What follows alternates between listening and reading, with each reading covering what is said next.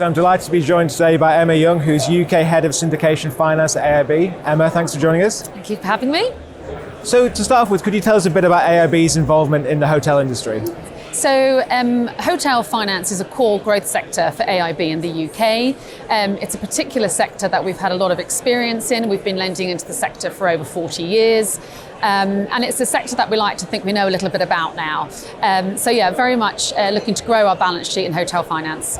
So obviously we're in a very different environment now to the one we were in a few years ago. How would you assess the state of the market for hotel finance?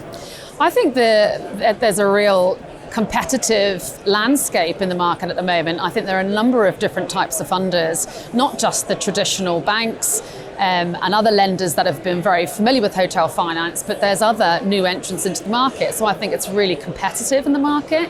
What's really competitive is particular assets that people want to fund. So whether it's locations such as London and Edinburgh, everybody seems to want to fund those assets. And I think that's pushing, quite a lot of competition through, particularly across those funders.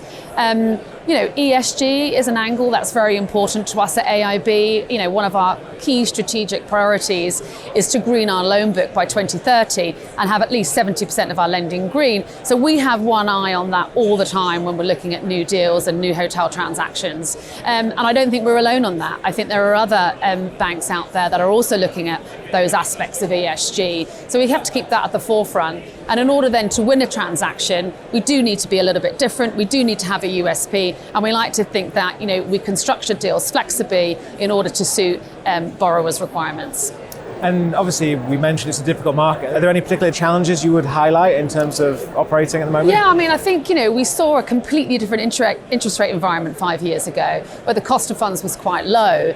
I think what we're seeing now is the impact of that higher cost of funds is really squeezing on our ICR covers, so our interest rate cover ratios. And, we obviously all have policies and procedures that we need to meet. So I think that's one aspect that we need to be a little bit clever about, and we need to be a bit flexible about how we put those debt structures into hotel financing. So I do think the interest rate environment, I think we've talked a lot about the challenges in the sector at various different events and here today.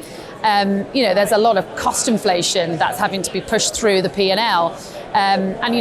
We need to sort of keep an eye on that and keep monitoring that. So I think the landscape in that regard, it's very challenging. Emma Young, thanks for joining us today. Thank you for having me.